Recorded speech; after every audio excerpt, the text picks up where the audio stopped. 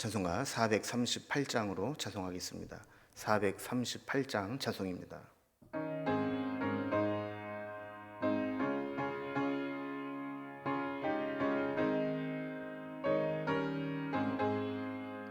내 영혼이 은총 입어 중한 죄짐 벗고 보니 슬픔 많은 이 세상도 천국으로 화도다.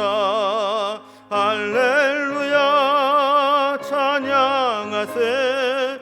내 모든 죄 사함받고 주 예수와 동행하니 그 어디나 하늘나라.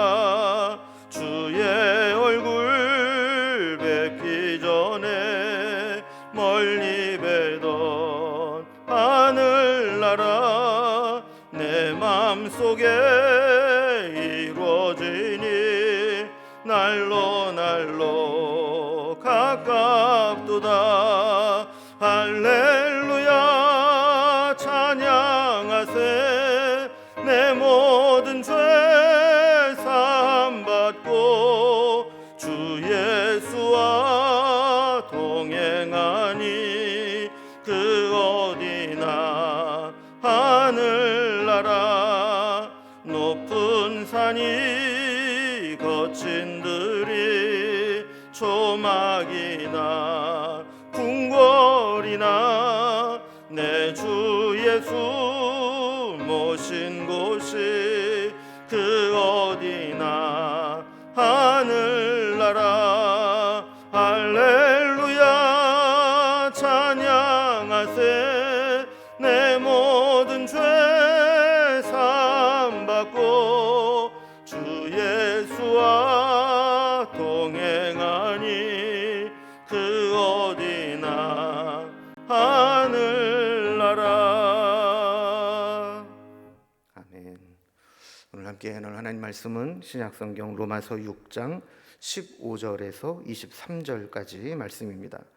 로마서 6장 15절에서 23절까지 246면에 있습니다. 말씀을 제가 봉독하겠습니다. 그런즉 어찌하리요? 우리가 법 아래에 있지 아니하고 은혜 아래에 있으니 죄를 지으리요? 그럴 수 없느니라. 너희 자신을 종으로 내주어 누구에게 순종하든지 그 순종함을 받는 자의 종이 되는 줄을 너희가 알지 못하느냐? 혹은 죄의 종으로 사망에 이르고 혹은 순종의 종으로 의에 이르느니라. 하나님께 감사하리로다. 너희가 본래 죄의 종이더니 너희에게 전하여 준 바 교훈을 내 본을 마음으로 순종하여 죄로부터 해방되어 의에게 종이 되었느니라. 너희 육신이 연약함으로 내가 사람의 예대로 말하노니 전에 너희가 너희 지체를 부정과 불법에 내주어 불법에 이른 것 같이 이제는 너희 지체를 의에게 종으로 내주어 거룩함에 이르라. 너희가 죄의 종이 되었을 때에는 의에 대하여 자유로웠느니라. 너희가 그때에 무슨 열매를 얻었느냐? 이제는 너희가 그 일을 부끄러워하나니 이는 그 마지막이 사망임이라. 그러나 이제는 너희가 죄로부터 해방되고 하나님께 종이 되어 거룩함에 이르는 열매를 맺었으니 그 마지막은 영생이라. 죄의 삭은 사망이요 하나님의 은사는 그리스도 예수 우리 주 안에 있는 영생이니라. 아멘. 우리는 살아가면서 어떤 일을 선택하든지 그 선택한 것에 대한 결과와 또 결과에 대한 책임을 요구받을 때가 있습니다. 선택한 결과에 따라서 때로는 큰 혜택을 보기도 하고 또 잘못 선택한 것에 대해서는 큰 피해를 입기도 합니다. 그래서 선택은 신중해야 하고 또 자기가 선택한 것에 대해서는 결국 자기가 책임을 져야 될 때가 오게 됩니다. 오늘 말씀은 우리가 법 아래에 있을 때와 은혜 아래에 있을 때 어느 때에 죄를 덜 지을 수 있는지를 이야기합니다. 얼핏 보면 법 아래에 있을 때 죄를 덜 지을 것 같기도 합니다. 왜냐하면 법이라는 것은 좋든 싫든 지켜야 되기 때문에 그런 것이죠. 어기면 처벌을 받게 되고 처벌이 싫어서 죄를 덜 지을 것 같습니다. 근데 바울은 반대로 이야기를 합니다. 우리가 은혜 가운데 있을 때 죄를 덜 지을 수 있고 더 나아가서 죄를 이기고 승리할 수 있다는 이야기입니다. 자, 그렇게 말할 수 있는 근거는 은혜의 힘이 율법의 힘보다 더 크고 위대하기 때문이라는 것입니다. 율법의 힘은 타율적이고 강압적입니다. 그러나 은혜의 힘은 자율적이고 능동적입니다. 율법이 강제성을 가지고 있다면 은혜는 감동적입니다. 우리 신앙에도 어떤 선택을 하든지 내가 선택한 것에 대해 책임을 져야 합니다. 권리는 자유자에게만 주어지는 특권이죠. 그래서 우리가 어떤 것을 선택할 권리가 있다라고 하는 것은 또 그 선택한 것에 대해서도 책임을 져야 한다라는 것입니다. 우리는 율법의 종이 될 것인가 또 은혜의 종로를 탈 것인가 하는 것에 대한 선택을 해야 된다라는 것입니다. 오늘 본문은 단락별로 구분을 해보면 먼저 15절에서 18절까지는 우리는 누구의 종으로 살아가는가 하는 것에 대해서 생각하게 합니다. 그리고 19절에 보면 우리의 지체를 의에게 종으로 내주어라 라는 교훈을 줍니다. 그리고 마지막 20절에서 23절까지는 사망과 영생으로 이어지는 선택의 갈림길에서 우리가 무엇을 선택할 것인지 이야기를 하고 있죠. 자, 그럼 먼저 첫 번째 단락을 봅니다. 우리는 누구의 종으로 살아갈 것인가 하는 질문을 던집니다. 우리는 다 자기가 자기 의지대로 자율적으로 살아가는 것처럼 보이지만 사실은 보이지 않는 가운데 어디엔가 매여 있고 어디엔가 끌려다니는 것들이 있을 수 있습니다. 15절 말씀을 보면 그런즉 어찌하리요 우리가 법 아래에 있지 아니하고 은혜 아래에 있으니 죄를 지으리요 그럴 수 없느니라 그럽니다. 이건 아래에 있다라는 말이 반복돼서 나오고 있는데 아래에 있다라고 하는 것은 종노릇하고 있다, 매여 있다라는 것을 의미하는 것이죠. 여기 보면 우리가 은혜 아래에 있다고 해서 더 죄를 지을 수는 없는 것이다라고 이야기를 합니다. 은혜라고 하는 것이 가져오는 최고의 부작용은 방종입니다. 뭔가 우리가 행한 것에 대해서 그대로 심판을 받게 되고 판단을 받게 된다면 그것은 우리가 한 일에 대해서 우리가 책임을 져야 되기 때문에 올바르게 살려고 할 수 있습니다. 그러나 은혜는 우리가 잘못 살아서도 허용이 되기 때문에 그 은혜를 남용하게 되면 방종에 빠지기 쉽다라는 것이죠. 진짜 은혜를 아는 사람은 억지로가 아니라 자발적으로 또 기쁨으로 죄를 멀리하게 되는데 이 은혜를 어설프게 아는 사람들은 이 은혜를 악용하려고 한다라는 거예요. 그래서 은혜 아래에 있다고 죄를 더 지을 수 있느냐? 그럴 수 없느니라라고 단언하는 겁니다. 16절에 보면 우리는 우리 자신을 종으로 내어주게 되고 순종하게 되는데 만약에 우리가 죄에게 순종하여 죄의 종이 되면 사망에 이를 뿐이다. 반대로 순종의 종이 되면 우리는 의에 이르게 된다라고 말씀합니다. 자유와 선택에는 어떤 힘이 있고 원리가 있습니다. 처음에는 우리가 자유가 있죠. 자유가 있는 상태에서 유혹을 받을 때 우리는 선택할 수 있습니다. 그런데 이 선택이라고 하는 것이 유혹에 넘어갈 수도 있고 단호하게 유혹을 버릴 수도 있습니다. 여기까지는 우리의 선택의 문제고 우리의 자유의 문제입니다. 그런데 일단 선택을 하고 나면 내가 선택한 것에 매이게 됩니다. 내가 선택한 것에 순종하고 순응하며 살아가게 되고 그 선택한 결과에 지배를 받게 된다는 것입니다. 이게 바로 우리의 인생이라는 겁니다. 죄에게 순종하고 죄를 선택하게 되면 그 죄를 지은 다음에 죄에게 끌려다닐 수밖에 없다라는 것이죠. 17절에 보면 우리는 원래 죄의 종이었다라고 이야기를 합니다. 이 죄의 종이라는 말은 죄를 안 지을 수 없고 죄에 끌려다니며 죄가 시키는 대로 살 수밖에 없는 존재라는 겁니다. 그러나 이제는 아니라는 거예요. 복음을 받아들이고 난 후에 말씀의 가르침을 받은 자들에게는 이제는 완전히 다른 삶을 살게 된다라는 것이죠. 그래서 18절 말씀과 같이 예수를 믿고 내 마음속에 주님을 주인으로 모시고 사는 순간 우리는 죄로부터 해방되어 의의 종이 되었다라고 선언하는 것입니다. 여러분, 죄의 종에서 해방되어 의의 종이 되었으니 얼마나 감사한 일입니까? 우리는 더 이상 죄의 종으로 살아갈 수 없고 의의 종이 되어 믿음으로 살아가게 되는 일입니다. 자, 그러면 이렇게 죄의 종에서 해방되어 의의 종이 된 사람들은 어떻게 살아야 되는가? 두 번째 단락을 보면 우리 지체를 의에게 종으로 내주어야 한다라는 것입니다. 19절에 보면 예전에 죄의 종이었을 때를 너희 지체를 부정과 불법에 내주어 불법에 이른 것 같이 이렇게 설명합니다. 그 전에는 우리의 몸과 우리의 삶을 부정과 불법에 내주어서 이 불법을 행하는데 우리의 몸을 허용했다라는 거예요. 우리의 건강으로 혈기를 부리고 육체의 정욕을 따라 살아갑니다. 우리의 입으로는 죄 짓는 말들을 토해냅니다. 남는 시간은 게으르고 방탕하게 보냅니다. 어찌할 바를 몰라서 죄가 원하는 대로 우리의 몸과 지체들을 임대해 주었습니다. 마치 자동차를 렌트하게 되면 그 자동차가 내 것이 아니지만 렌트한 기간 동안에는 렌트한 사람이 마음대로 사용할 수 있듯이 만약에 우리의 몸을 죄에게 내어주게 된다면 우리도 모르는 사이에 불법과 부정에게 내어주는 것과 같다라는 거죠. 그래서 죄가 우리를 마음대로 불법에 사용하게 되었다라는 겁니다. 그러나 이제는 어떻게 하라고 말씀합니까? 이제는 너희 지체를 의에게 종으로 내주어 거룩함에 이르라 라고 말씀합니다.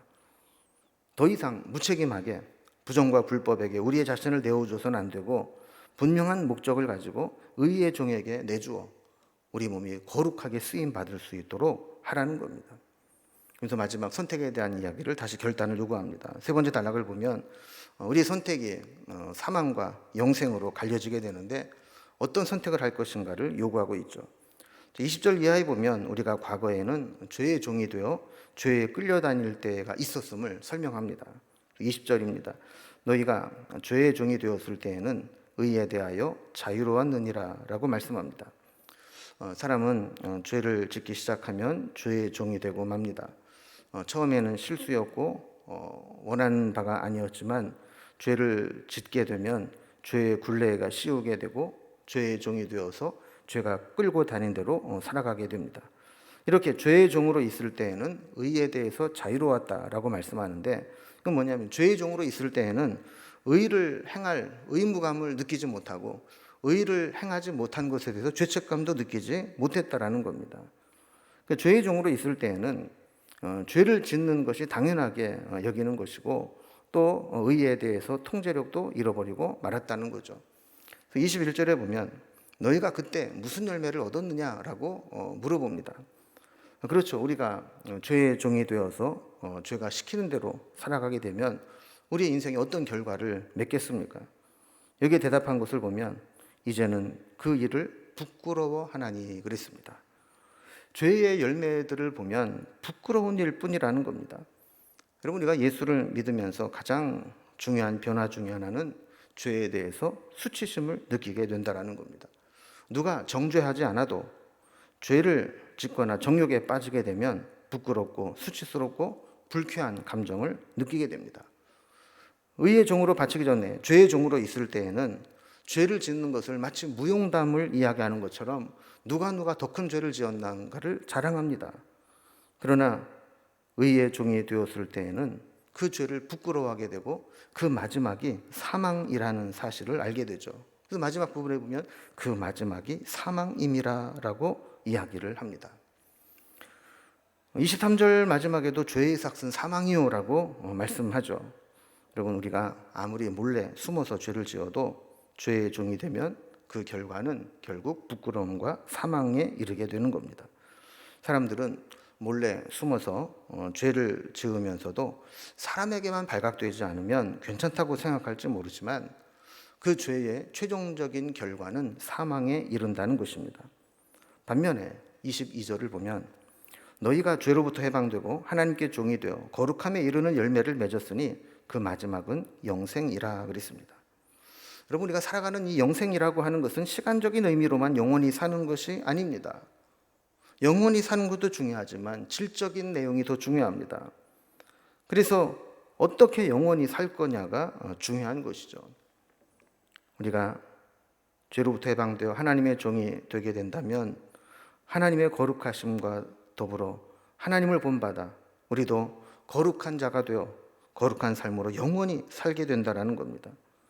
우리가 이 땅에서 성화의 과정에 이르는 목적 중에 하나는 그때를 준비하면서 이 땅에서도 거룩함을 연습하고 거룩함의 열매를 맺으며 살아가는 것이기 때문에 그렇습니다. 이제 마지막 결론입니다. 23절을 보면 죄의 삭은 사망이요 하나님의 은사는 그리스도 예수 우리 주 안에 있는 영생이니라 그랬습니다. 여기 재미있는 표현을 발견하게 되는데 이 삭시라고 하는 것은 마땅히 행한 것에 대한 대가로 주어지는 겁니다. 일을 했다면 그 일한 대가로 받는 게 삭시입니다. 죄를 지었다면 죄의 대가로 반드시 주어지는 것이 있는데 그것이 바로 사망이라는 겁니다. 그러나 영생은 은사라는 것으로 표현합니다. 은사는 다른 말로 말하면 선물입니다. 하나님의 전적인 사랑과 은혜의 선물입니다.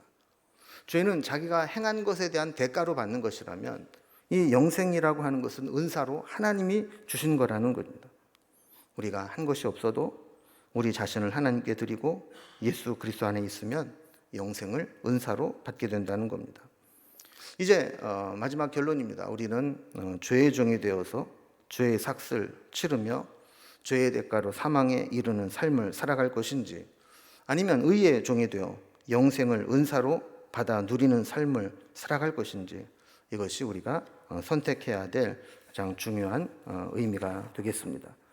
이제 오늘 말씀을 마무리하면서 우리는 끊임없이 어떤 길을 선택할 것인가를 요구받고 있는데 그 선택이 자유로운 것처럼 보이지만 선택한 후에는 그 선택에 매이게 되고 선택에 책임을 져야 된다는 사실을 기억해야 됩니다. 그래서 우리가 죄에게 우리 자신을 빼앗기지 않도록 의의 병기가 되도록 우리의 몸을 바치는 삶을 살아갈 수 있기를 주님의 이름으로 기원합니다. 기도하겠습니다.